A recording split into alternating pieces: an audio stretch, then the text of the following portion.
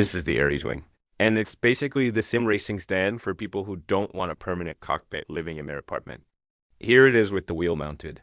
The real test is whether it feels solid where it matters. So I'm panning down to the pedals because that's where cheap stands usually get exposed under hard braking. Now, here's the reason you'd buy it. I can fold the whole setup down and lean it against pretty much anything. So when I'm done racing, I can regain space for my VR setup, for example. You can see how compact it sits when folded.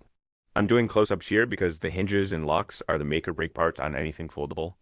This is the kind of setup that makes you race more often, because setup and cleanup stops being a whole event.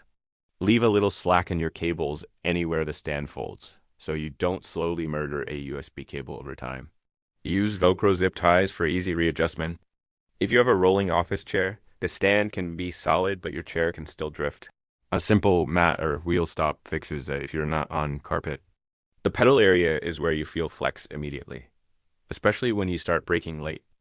If your pedals ever slide or lift, your body starts compensating, and suddenly you're fighting the setup instead of the track. I still have to tighten the pedals, but I wanted you to see that it's very adjustable for any height. One underrated thing is having the wheel at the right height. It makes force feedback feel cleaner because your arms aren't reaching or shrugging. If you're new to sim racing, a stand like this is a huge upgrade from desk clamping, especially for consistency.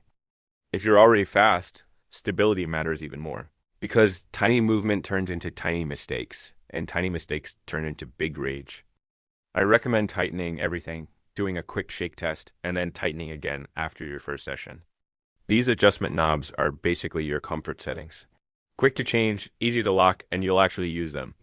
The feel of the setup comes down to two things: pedal confidence and wheel height. That's why I'm focusing on those. Real talk. The best sim racing gear is the gear you'll actually set up on a random Tuesday. Holding it down and parking it next to a sofa or wall makes it easy to keep the hobby alive without turning your home into a garage.